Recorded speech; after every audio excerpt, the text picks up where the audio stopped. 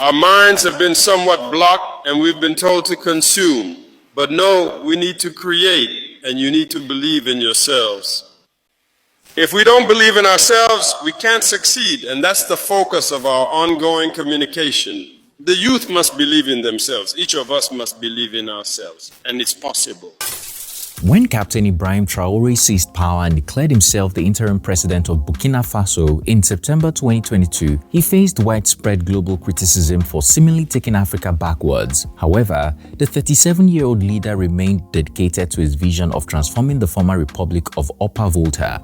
Over time, his perception shifted from that of a dictator to a leader making significant progress. In less than 3 years, the charismatic leader has spearheaded several projects in the educational, agricultural, and industrial sectors, giving the average Burkinabé the kind of hope they have always dreamed of. That's not all. Captain Traoré, Africa's youngest president, is the second youngest head of state in the world, has been on a mission to decolonize Burkina Faso from its former colonial power, France. It's no surprise that Captain Traoré is still in the heart of Africans globally. His fast-growing admirers have even begun comparing him to Burkina Faso's very own hero, Thomas Sankara, a Marxist revolutionary who is sometimes referred to as Africa's Che Guevara. They believe the interim president is a Pan-African leader and is following the footsteps of Sankara and many other revolutionaries. But what really made me want to come back is the fact that the regime changed. We had hope that came onto us. Our president, Captain Ibrahim Traoré, was the real one that inspired me.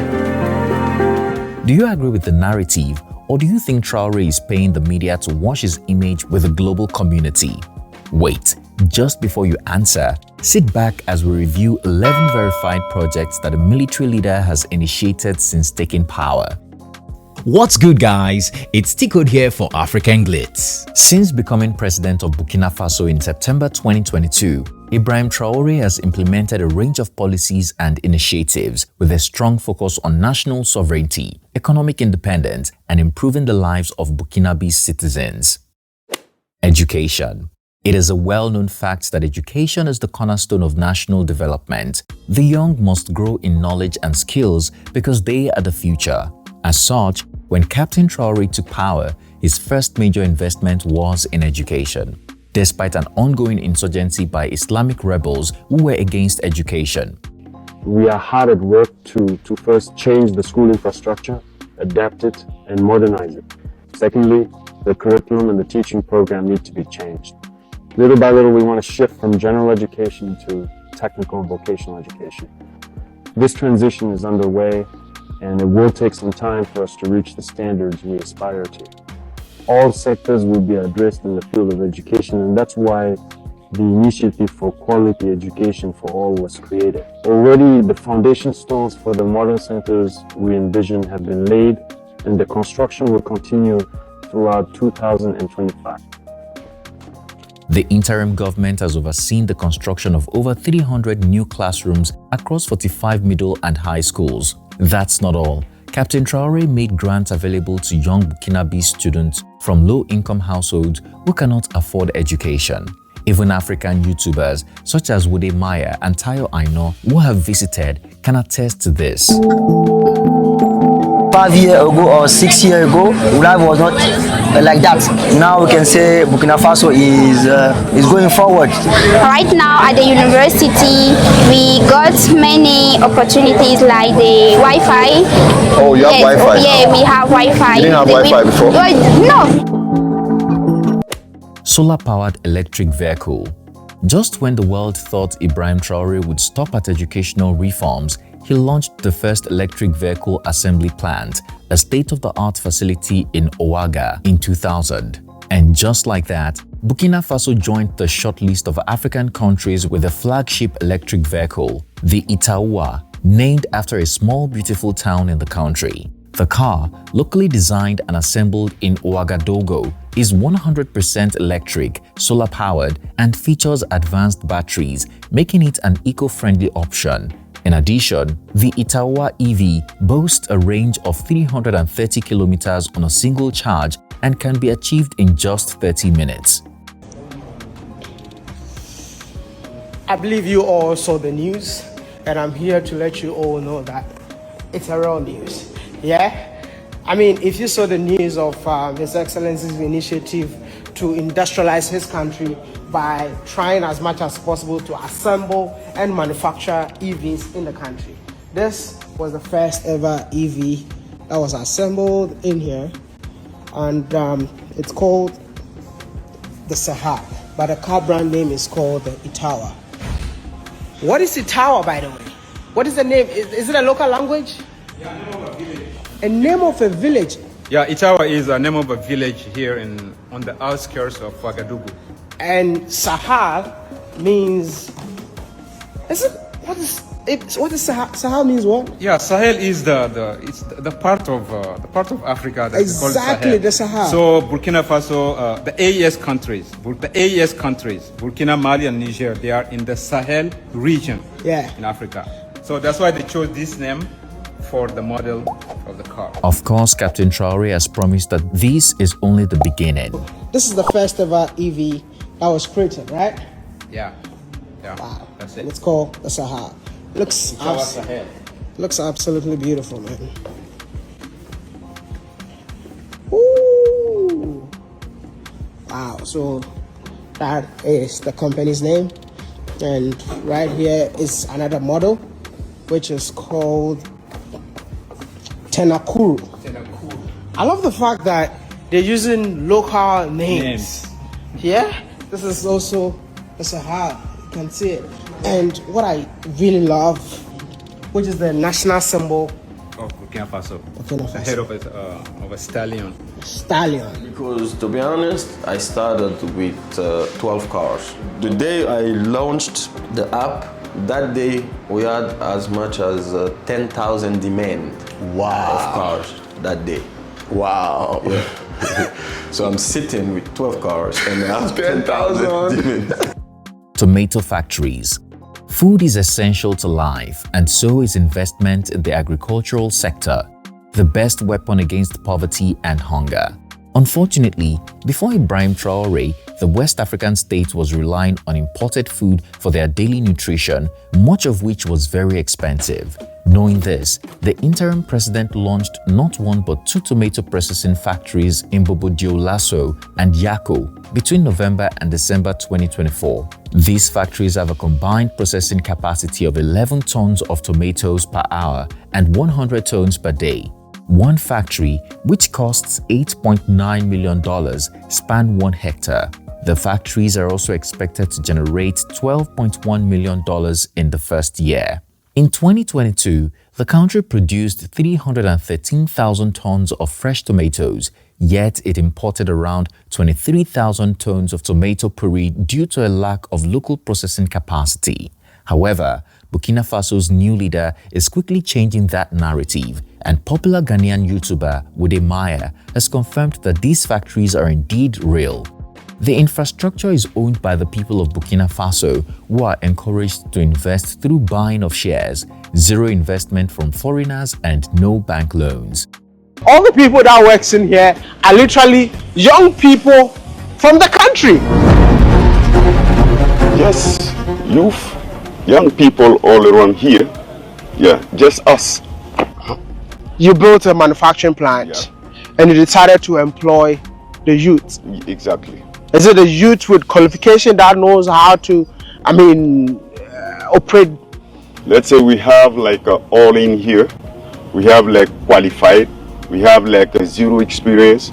We have like people who never even went to normal school. Yeah. Why is that? Attitude at work and the engagement in this vision of the president is the key criteria for us to hire people here. What is the vision of the president? The vision is to be ourselves, to be free, to be independent on all the way it means. Yeah, it starts with producing what we consume and consume what we produce. So it means that you don't export the final product. Yeah, we are on the way to do it, but focus first is inside. And this factory does not belong to any investor out of this country, but it belongs to the people of this beautiful country. 100% owned, founded by the people of Burkina Faso from inside and from abroad. What do you mean by that? 100% no loan. It's like putting together 10,000, 10,000, 1 million safer as shareholding. You mean the people of this country invested in this tomato factory? Exactly. Wow! Yeah, the smallest share is 10,000 safer. So can I ask a question, like how many people own this factory then? Let's say Burkina Faso children. A round of applause, man. This is something that I never thought it's possible. Thank you. But you guys have done it. Yeah, we have done it. No foreign investment. No foreign investment, no bank loan, nothing. Who came up with this idea? The president of Burkina Faso, Captain Ibrahim Traore. In addition to the tomato factory, Captain Traore distributed over 400 tractors, 239 tillers, 710 motor pumps, and 714 motorcycles to rural farmers. As a result of this move, production of tomatoes, millet, and rice increased significantly between 2022 and 2024. Brand new airport and effective roads. Infrastructures are a sign that a society is progressing. They make life easier, they help businesses prosper, and they attract foreign direct investment. This is why Traore's government have been constructing new roads and expanding and repairing existing ones. While at it, the 37-year-old leader has been decolonizing Burkina Faso by changing the names of roads that bore the names of former colonial masters to those of local heroes. Traore's government is also constructing a new state-of-the-art airport, Ouagadougou Donsin Airport, which boasts a capacity to handle 1 million passengers annually. By the end of 2025, the airport will be fully operational. Milk factories. Milk is a powerhouse of calcium and high-quality protein. No doubt, both young and old Burkinabé depend on these animal protein sources to stay healthy. Unfortunately, the average resident of the West African country used to rely on expensive imported milk products, and Captain Traore listened to their cries and complaints. On March 27, 2025, the government launched its first ever state-owned milk processing factory, Faso Kosam, which processes 500 liters of milk daily. La question de la sécurité alimentaire, de la souveraineté alimentaire est l'une des plus grandes priorités. Within 2 months, the government launched another facility with a much larger capacity to process 6,000 liters of milk daily.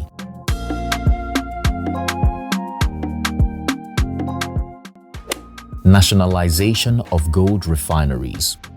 Captain Ibrahim Traoré has nationalized 2 gold mines and ceased the export of unrefined gold to Europe, aiming to process gold domestically to increase government revenue and create jobs. For several decades, Burkina Faso has consistently ranked among the top 10 gold producers in Africa. Unfortunately, these vast mineral resources have not translated into a better life for the average Burkinabé. The country's former colonial master, France, has been implicated in the continued exploitation of the nation. Increasingly, Captain Traoré put an end to this in November 2023. The military leader approved the construction of the country's first ever gold refinery to ensure that their gold is refined domestically rather than exporting unrefined gold, which has very little financial value.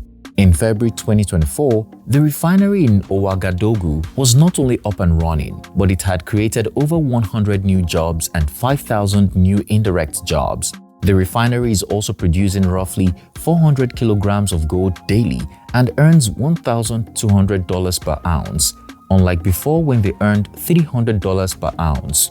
Captain Traoré is not just about gold refining. In February 2024, the interim president suspended export permits for small-scale private gold production. All foreign firms manufacturing gold were also required to give a 15% stake in their operations to the state-owned mining company and transfer skills to the Burkinabé people. The junta has also taken over 2 gold mines previously owned by a London-listed company and plans to acquire more gold mining companies. Healthcare initiatives. Health is wealth, they say, and under Captain Ibrahim Traoré's administration, they are not taking the well-being of Burkinabés for a joke. Since it took over, the country's healthcare sector has witnessed a remarkable transformation. So far, the interim president has launched 15 mobile clinics and 36 vehicles, including 13 refrigerated units, to enhance the nation's ability to distribute medical supplies, especially vaccines, efficiently. This administration has also opened 3 new oxygen production units and 11 cold rooms and distributed 1,900 solar refrigerators. That's not all. Captain Traore oversaw the distribution of 835 tablets to mark the beginning of digital health records and telemedicine services in Burkina Faso. Just when we thought we had seen and heard it all, the Ministry of Health has initiated a program to provide 4,000 free cataract surgeries. The interim president further launched Burkina Faso's first ever pharmaceutical production plant in August 2024. The plant, ProFarm, specializes in the production of genetic drugs including paracetamol 500 mg, fluoroglucinol, an antispasmodic, and kits of oral rehydration salts and zinc for the treatment of diarrhea. ProFarm's general manager confirmed that the plant's production capacity meets local needs and will help manage malaria. Flour mill. More recently, in February of 2025, Captain Traore launched a state-owned flour mill with a daily capacity of processing 220 tons of flour and 80 tons of bran. The construction of the Moulin double-star mill M2S cost 15 billion CFA francs, which is $23.6 million when converted. The factory will reduce the country's reliance on wheat and flour imports. Additionally, the government will expand wheat farming and has dedicated 5,000 hectares for crop production to enhance food security. Cement factory. Burkina Faso has consistently lagged behind in housing and infrastructure development. When Captain Traore took over, he saw an opportunity to address the issue, and his first move was to halve the price of cement, making construction materials more affordable for his citizens. But this was not enough. Hence, in March 2025, the interim president launched a new cement plant, Sisinob SA, boasting a daily capacity of 2,000 tons. Although the plant is a mutually beneficial partnership between Burkina Faso and China, it has been providing employment opportunities for hundreds of young Burkinabés.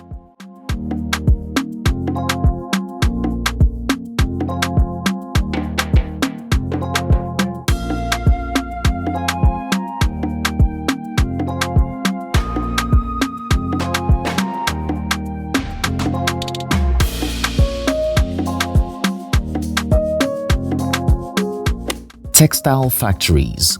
Where there is food security, good health, affordable housing, and infrastructure, clothing is always the next sector to revolutionize. And guess what? Burkinabés are seeing the hand of their leader. Over the decades past, Burkina Faso exported over 95% of its raw cotton, but that is now a story of the past. In April 2025, Captain Traore launched Sofitex, a textile factory that now symbolizes the nation's industrial pride. 2 cotton processing plants were also inaugurated at the economic hubs of Bobo-Dioulasso and Ouagadougou. All factories are fully equipped with modern equipment and will process the country's raw cotton and other clothing materials. Et là, tout le monde doit savoir ça. Ça fait que nous devons tout faire, travailler à ce que cette filière puisse vraiment. Jobs for Burkinabé citizens. Last but not least, Captain Ibrahim Traoré has explicitly stated goals and initiated projects aimed at creating more job opportunities for Burkinabé citizens. Since becoming president, his approach is primarily centered on increasing national control over resources, boosting domestic production, and promoting self-sufficiency. Agriculture has been a major pillar of his strategy. He invested in agriculture by distributing tractors, tilers, pumps, and other equipment to farmers. There are ambitious plans to create jobs through the increased production of staple crops, as mentioned earlier. He is aiming to create 1 million jobs through pineapple farming and 10,000 jobs through a rice revolution. The establishment of tomato processing plants and the National Support Center for Artisanal Cotton Processing also aims to create jobs in the agricultural value chain. Also, by nationalizing gold mines and implementing policies to refine gold domestically rather than exporting raw materials, he wants to increase government revenue and create jobs within the country. The construction of Burkina Faso's first gold refinery is projected to create 100 direct jobs and 5,000 indirect jobs. Efforts to build factories for military uniforms and pharmaceuticals, as well as the development of local industries, are geared towards industrialization and job creation. Projects such as the construction of new roads and the Ouagadougou-Dawson Airport, undertaken locally without the involvement of foreign engineers, aim to create numerous job opportunities in the construction sector. Also, the recruitment of 50,000 individuals for the Volunteers for the Defense of the Homeland (VDP) Auxiliary Force is a significant job creation initiative, though driven by security needs. Overall, since President Ibrahim Traore took office, Burkina Faso's gross domestic product has experienced significant growth. It's no surprise that Burkinabés are comparing him to Thomas Sankara. Just like Traore, Sankara rose to power in a 1983 coup. At the time, Sankara was only 33 years old, but he promoted national patriotism under the motto, "Fatherland or death, we will win." 4 years later, the leader was killed in another coup that put Burkina Faso under the control of France. Today, Traore have arrived and taken over, and now there are whispers about his safety, given the massive developments going on under his administration. Today we are picking out some talents from everywhere, inventors and all. We are waiting to set up, as I mentioned last time, a center that will be like an incubator so that you do vocational training, that's true, but we're going to do practical work. And we need to create many things ourselves locally. There's no reason to pay for everything outside. We buy everything. Abroad, it's jobs we're giving away abroad. You agree with me. When you go home, you see there are many utensils, many items in the house. You wonder, but why can't we make them here? Why do we have to pay outside? It's the same with the military, where I said, well, I'm not ordering armored vehicles anymore. It's over. We manufacture. Maybe we'll succeed, maybe we won't. That's it. And that's what's happening now. It's over. What we've ordered, that's come, that's it. What's on the way, that's it. But it's over. We're not ordering anymore. We're going to manufacture locally. We shouldn't be afraid to fail. We might try and it might not work. We'll modify, we'll try, but we will succeed. That's it too. So we need to have confidence in ourselves. All the industrial units we pay for outside, you can do it. You often go to pay for industrial units and you realize it's just a conveyor belt with an electric motor that moves something, assembling small cubes. We can do it, we have welders capable of doing it, but we often don't trust ourselves, or we're just consumers. We can't pay for everything outside, no. So, vocational training. Regardless, some people have refused to see Captain Ibrahim Traore as anything more than a dictator. I say my comments were reflective of concerns of military resourcing, management, and what military support, external support they were getting to fight terrorism was insufficient. That's a military answer to a military organization. The U.S. seeks opportunities to continue to collaborate with Burkina Faso. For a number of years, they've been our brothers in arms, and I still consider them so. But the common denominator of a foundational issue is the growing threat across all of these violent extremist organizations seeking refuge within the borders of Burkina Faso, recruiting within the borders of Burkina Faso, and growing an expansion that provides a threat to the sovereignty of Burkina Faso and across the region of Sahel. This begs the question, is the interim president of Burkina Faso a savior or a dictator? Would you say Ibrahim Traore is walking in the footsteps of Thomas Sankara? Finally, do Burkinabés have reason to fear for Traore's safety? Let's head to the comment section to share our opinion. If you enjoyed this video, please like and share with your loved ones. Also, Don't forget to subscribe to our channel so you can be notified when we drop a new video. Thanks for watching. It's Tikkud here, and I'll see you again soon.